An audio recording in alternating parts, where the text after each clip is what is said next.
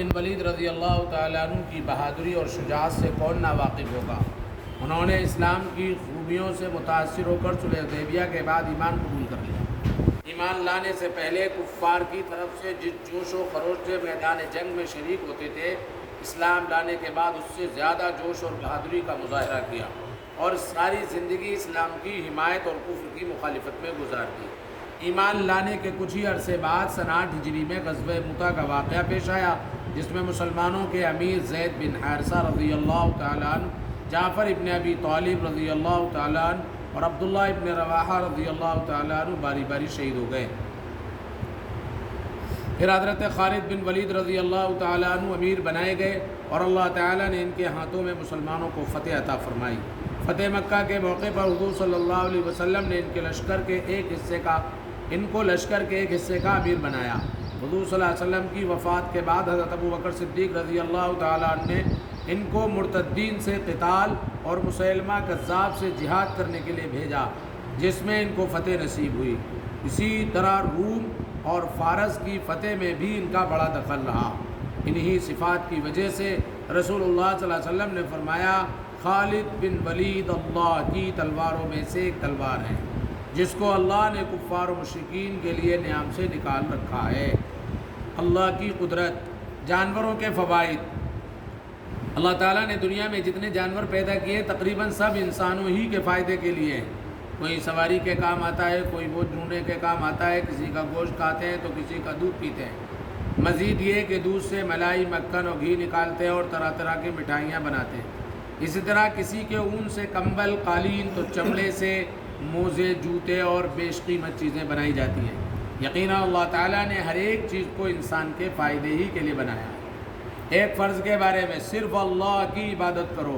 قرآن کریم میں اللہ تعالیٰ فرماتا ہے، تمہارا معبود حقیقی تو ایک ہی معبود ہے، اس کے سوا کوئی عبادت کے لائق نہیں، وہ بے انتہا مہربان، نہایت رحم کرنے والا ہے۔ فائدہ، آیت سے معلوم ہوا کہ عبادت کے لائق اگر کوئی ذات ہے تو وہ صرف اللہ ہی کی ذات ہے، لہذا ہم پر اسی کی عبادت کرنا فرض ہے۔ ایک سنت کے بارے میں، گھر کے کام میں ہاتھ بٹانا۔ حضرت عائشہ رضی اللہ تعالیٰ عنہ سے پوچھا گیا کہ گھر میں حضور صلی اللہ علیہ وسلم کیا کرتے تھے؟ تو حضرت عائشہ رضی اللہ تعالیٰ عنہ نے فرمایا، آپ صلی اللہ علیہ وسلم گھر کے کام میں ہاتھ بٹا دیا کرتے تھے اور جب نماز کا وقت ہو جاتا تو نماز کے لیے چلے جاتے۔ ایک اہم عمل کی فضیلت، رمضان میں عمرہ کرنا۔ رسول اللہ صلی اللہ علیہ وسلم نے فرمایا، رمضان المبارک میں عمرہ کرنے کا ثواب ایک حج کے برابر ہوتا ہے۔ ایک گناہ کے بارے میں، چند گناہ اور اس کے نقصانات۔ رسول اللہ صلی اللہ علیہ وسلم نے فرمایا، 4 گناہ ایسے ہیں جن کے کرتے وقت آدمی کا ایمان نکل جاتا ہے۔ نمبر 1، زانی کا زنا کرتے وقت۔ نمبر 2، شرابی کا شراب پیتے وقت۔ نمبر 3، چور کا چوری کرتے وقت۔ اور نمبر 4، قاتل کا ناحق قتل کرتے وقت۔ دنیا کے بارے میں، دنیا کو اہم سمجھنے کا نقصان۔ رسول اللہ صلی اللہ علیہ وسلم نے فرمایا، لا الہ الا اللہ بندوں کو اللہ تعالیٰ کی ناراضگی سے اس وقت تک محفوظ رکھتا ہے جب تک کہ وہ دنیا کے مقابلے میں دین کو زیادہ اہم سمجھیں، اور جب وہ دنیا کو اہم سمجھنے لگیں گے تو لا الہ الا اللہ بھی ان پر لوٹا دیا جائے گا اور یہ کہا جائے گا کہ تم جھوٹ بولتے ہو۔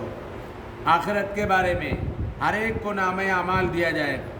قرآن کریم میں اللہ تعالیٰ فرماتا ہے، ہم نے ہر انسان کا اچھا یا برا عمل اس کے گلے کا ہار بنا رکھا ہے اور قیامت کے دن اس کا نامہ اعمال نکال کر پیش کر دیں گے، جس کو وہ کھلا ہوا پائے گا۔